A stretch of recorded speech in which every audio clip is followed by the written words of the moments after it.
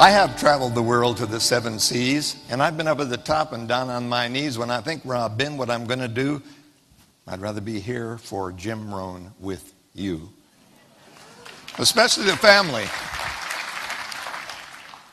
But I'd like to talk about the man, not the speaker, not the philosopher. I was introduced to Jim 40 years ago. And who introduced me to E. James Rohn? Earl Nightingale.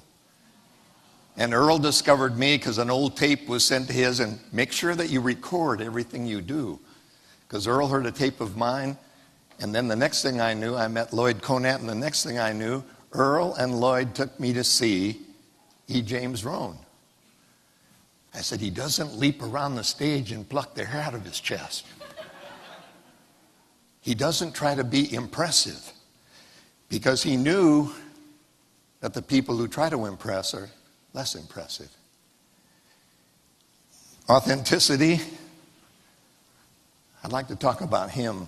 It's not about me. I'm not even a household word. You know what happened when I spoke to Congress? Ted Kennedy asked me for more rolls and butter. No, he thought I was the maitre d'. I look like the maitre d'. I'll go ahead and stamp your parking ticket for you.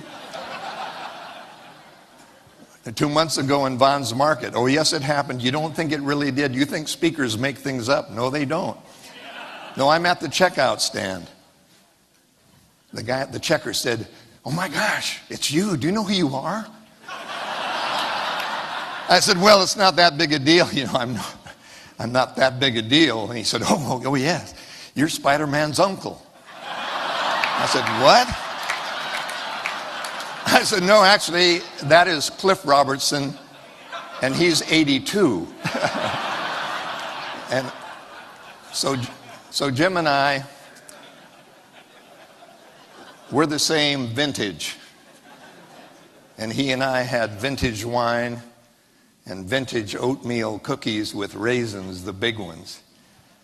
And in the 70s, throughout Australia, late 70s, early 80s, 90s, 20th century, Earl Nightingale, sitting beside me, he said, "Watch him."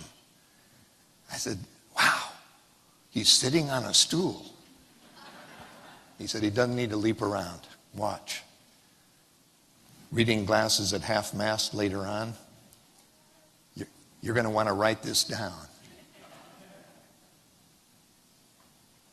Time is more important than money, because you can get more money, but you can't get more time. It spends itself in its present moment. You can't save time. Scientists can't invent more minutes. 168 hours a week on a chessboard. You move priorities, but not time. Time is the only equal opportunity employer. Wow. I said, that's big stuff. I said, you notice that he never had to hold up a bag of books, tapes, and CDs. Because if you got the real thing, you don't have to tout it or shout it. People buy. If you're teaching, you don't need to sell. So he wasn't a salesman. He didn't need to be. People bought without being told. And they bought because of authenticity, total transparency, and of all things, complete humility. Never talked about him. That's why I like to be around him. He always asks me questions. How you doing? Oh, terrific. Australia, big hit in Australia he was. See, he didn't need to be on Oprah. He didn't need to send out all the stuff. Word of mouth, one-on-one, telling, planting shade trees under which he knew he'd never sit. Johnny Appleseed. Throw them here, some of them take, some of them don't, doesn't matter. Not for the fame, not for the name, not for the money. And I know for a fact that the man really cared for his family and his children and his grandchildren, and was interested in their education and what they were doing, not what he was doing. So it was never about him. And Earl Nightingale leaned over and said, you know, he's possibly the greatest business philosopher of our time. I said, wow, maybe I better get to know him. Maybe he'll rub off on me. Maybe I won't need to be a shouter. Maybe I can learn from him. And sure, imitation is the greatest form of flattery. And I'm sure I've imitated and given some of his euphemisms and some of his great wisdom, but he's without peer. We're the peers that are here who love him and have learned from him. And he's not leaving a legacy, he's living the legacy.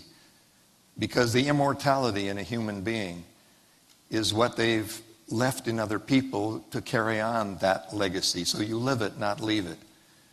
And he said that knowledge and money were just the same. You can make a lot of money, but what good does it do you to have it? You can learn a lot, but what good does it do to learn it? It's only when you share the knowledge and re-employ the money that either of them mean anything. And he and I talked about the pharaohs of Egypt. He said, isn't it funny? They tried to take everything with them for the next life materially. And they didn't understand the difference between quality of life and standard of living. Standard of living is how much money you make, style over substance. And Jim said that quality of life was the way you spent your time, with whom, and in what environment.